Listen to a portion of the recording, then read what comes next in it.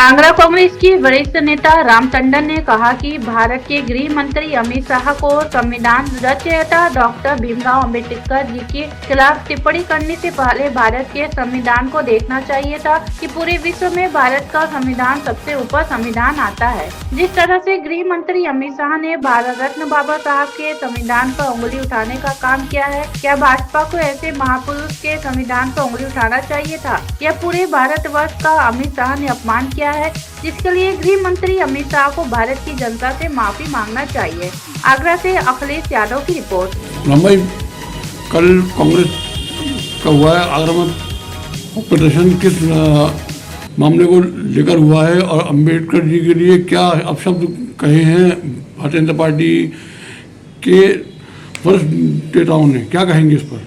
देखो, जिस तरीके की राजनीति देश के अंदर संविधान को लेकर के चल रही है और ये मनुवादी लोग जो मानसिकता के हैं, उन्होंने जिस तरीके से भारतीय जनता पार्टी ने शुरू से अब तक अपनी जो राजनीति की है, उसी का परिणाम था कि माननीय गृह मंत्री अमित शाह जी ने जिस तरीके से अंबेडकर जी पर टिप्पणी करी, वो एक निंदनीय और विचारणीय प्रश्न है।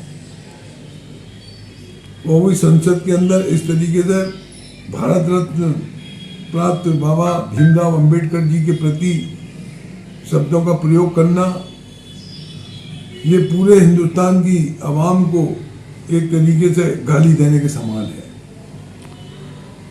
माना जाए कि इस मुद्दे को कांग्रेस किस तरह से भुनाएगी जनता के बीच? कांग्रेस किसी मुद्दे को भुनाती नहीं है। कांग्रेस हमेशा किसी मुद्दे के को लेकर के जनता के बीच में जाती है और जनता उसका निर्णय देती है।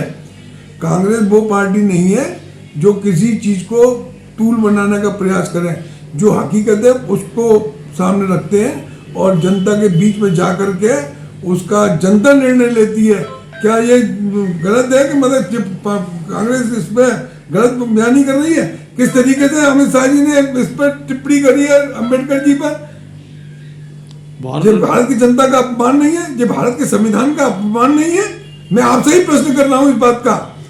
तो आज जिस तरीके से भारत की जनता माननीय अंबेडकर जी को पूछती है, मांगती है, तो उसका ये अपमान है पूरी तरीके से। और माननीय गृह मंत्री जी को इसके लिए माफी मांगनी चाहिए हिंदुस्तान की जनता के सामने। आज जब प्रदर्शन हुआ कलेक्ट्रेट में आगरा, तो क्या इसका उदाहरण जाएगा दिल्ली तक? मैं समझता हूं कि आगरा के हमारे कांग्रेस के लोगों ने जिस तरीके से कल अपनी बात को रखा है जिलाधिकारी के सामने, और जिस तरीके से प्रशासन ने उस आंदोलन को विफल करने का प्रयास किया, वो बाबा साहब की प्रतिमा को छीनने का प्रयास किया, तो ये सब घटनाएं निंदा की योग्य है। और मैं सचेत कर देना चाहता हूं प्रशासन को कि इस तरीके से कांग्रेस के लोगों को आप हल्का ना आके, और जो बात अमित शाह जी ने टिप्पणी करी है उसके लिए उनको माफी मांगनी चाहिए। ठीक।